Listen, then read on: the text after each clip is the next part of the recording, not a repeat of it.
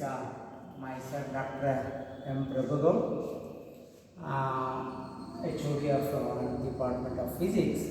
Now today is the first class on electromagnetic theory. This comes under paper 3, electricity, vector analysis and electromagnetic theory. Already syllabus is posted to you WhatsApp group. Only thing, thermoelectricity chapter 6 is not there. So there are total there are 7 chapters, and I am taking electromagnetic theory for your class. So electromagnetic theory, it is a 12 hours syllabus, and the recommended book is Electricity and Magnetism by K.K. Tiwari, and it is available in good number in our library, and also physics department library is also giving some books of your syllabus when you approach the staff member. Okay, in this directly actually it starts with Coulomb's law. In the new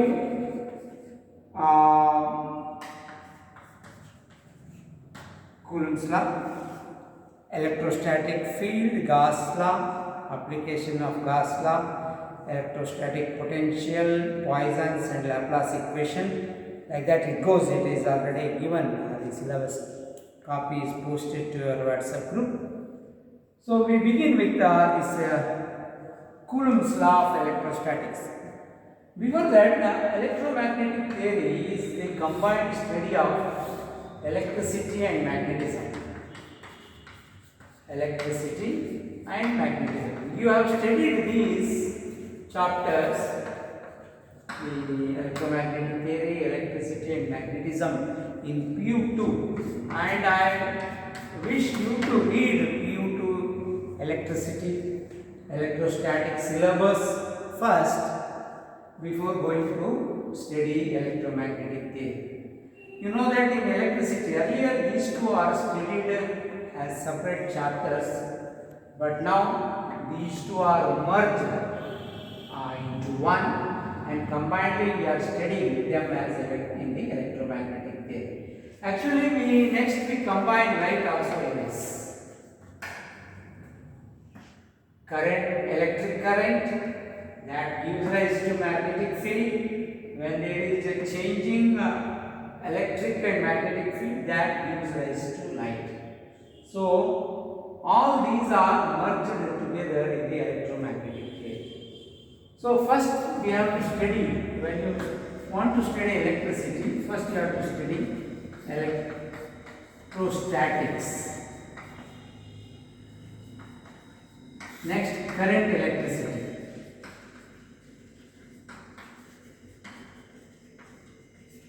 Then we will study electromagnetic induction. Right? Then you are going to study electromagnetic theory. There we are showing light is nothing but an electromagnetic wave.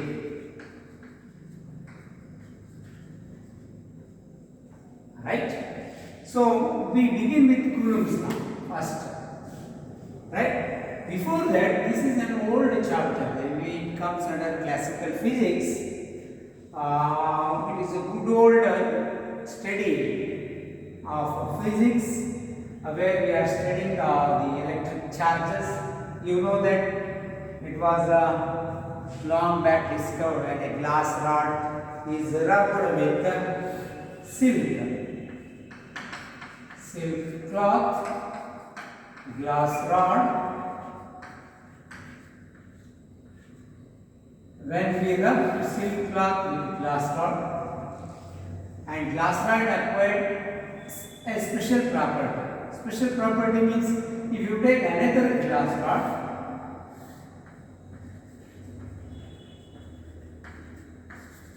right, silk cloth, before rubbing these glass rods with the silk cloth, they are neither attractive nor repelling each other. But once you rub the glass rod with the silk cloth, it acquires a special property, means these glass rods which are rubbed with silk cloth, when they are brought together, they repel each other. Both acquire same property, but by virtue of it, they are repelling each other. And now we say these two are electrified, or they are got charge. And the type of charge that we get on the glass rod is positive. So the like charges repel each other. That experiment can be done even with the plastic rod, a boride plastic rod rubbed with cat's fur. When you rub this, it acquires a special property, and two plastic rods rubbed with cat's fur acquires a special property by virtue of them. They are repelling each other. But the charge acquired on the glass rod is different from this. Okay. If you bring this with this, they attract each other. So we confirm, by doing this experiment, we confirm the like charges repel each other and unlike charges attract each other. So there are two types of charges, namely positive charge and negative charge. Like charges repel each other and unlike charges attract each other. So when we say they attract or repel, that means there is a force between two charges. So that force is calculated by Coulomb's law. So Coulomb's law is giving the quantity of force that is acting between 2 point charges. Here point we mean, say you take one charge, this is say plus Q1. For the steady we take always positive charge. This is a charge Q2, right? This charge is Q1, okay? This charge is Q2, okay? Let it be like this. This is Q1, this is Q2. Now actually this is a charged body. Okay, body can be charged. Any body, if you take anything, this is a body. It can be charged. How we can charge this? We can charge this body by adding the electrons. If you add the electrons to them, this body, this becomes negatively charged because you are bringing an imbalance. This body contains positive charge and negative charge inside it, and they are equal in number. For that it is electrically neutral. But if you add extra electrons to this, it becomes negatively charged. And if you remove electrons from this body, then it becomes positively charged. It is easy to remove and add electrons, but it is not easy to remove and add positive charges. They are tightly bound inside the atom. Only the valency electrons that can be added to the body, or you can remove the body. So you can charge the body by adding the electrons to it, that makes them negative. We can charge the body positively by removing the electrons from the body. So once the body is charged, you see this, there is a force between them. And if you are discussing the distances between the charges, and if this distance is very large compared to the dimension of the charge, see this. If this is only 1 centimeter and you are discussing the distance between the charges is 100 centimeter, then it is very small, the dimension of the charge is very small, then we assume them as point charges. Point charges means all the charge is concentrated at its center at one point. So this is also concentrated at this point. So Coulomb's law states the force between 2 point charges, there is a force between them. If they are like charges, they repel together equally, because the force between them is directly proportional to product of the magnitude of charges. Means once the body is charged, the amount of charge on the body is measured by unit called coulomb, right? Coulomb is the unit to measure the charge. And the force between the 2 point charges is directly proportional to product of the magnitude of the charges on the charged bodies, and it is inversely proportional to the square of the distance. And if you combine this is q1 q2 divided by d square, right? And if you add, make it equal sign, you get some constant q1 q2 divided by d square, and this constant for free space, it depends on media in which you have kept the charge. If you are discussing free space means air or vacuum, where the force is maximum, is called free space. For free space, this k is equal to, and in SI unit, I discussed only SI unit, 1 divided by 4 pi epsilon q1 q2 divided by d square. This is a Coulomb's law, right? This equation gives, this is measured in Newton, right? This is the constant k. This gives only the magnitude.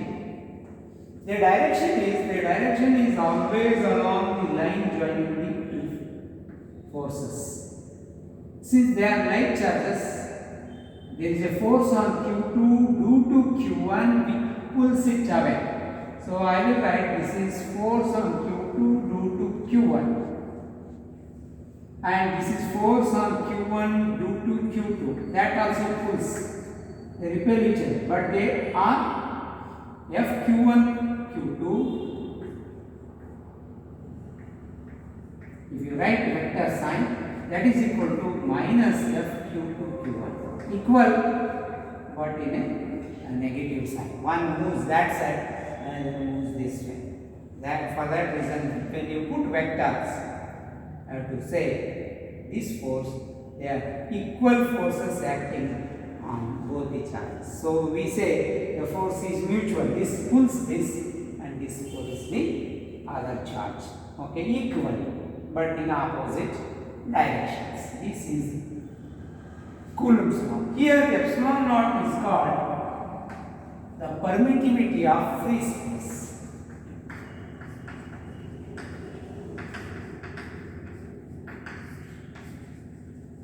For any other medium, if you have kept this in any other medium, then F will be 1 by 4 pi epsilon q1 q2 divided by d square, right?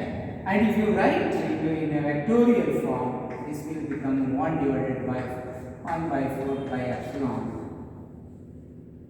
q1 q2. This can be written as, this is the, if you write distance in the vectorial form, that become d cap divided by d cube. This is in a vectorial form, where d cap is the unit vector along the line joining the charges, and this d is now vector d cube, right? Any vector can be written, you know, this point modulus into unit direction. This gives the magnitude, this gives the direction, and total vector is the magnitude and the direction. So force is a vector, it gives only the magnitude. If you write in full form, which gives direction also, this is the Newton's formula, right?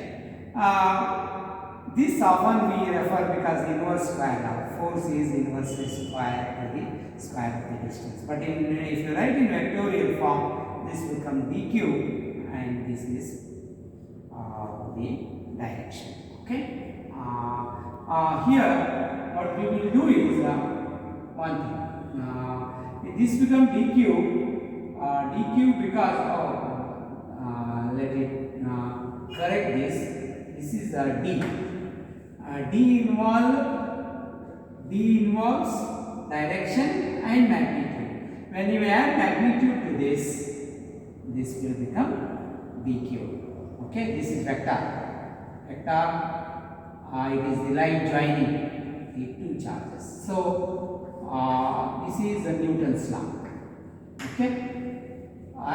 Here epsilon is the permittivity of the medium, which is equal to permittivity of free space into k, small k, we write.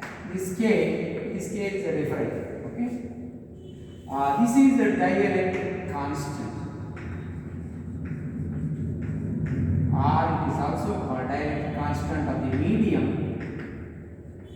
or also called relative permittivity.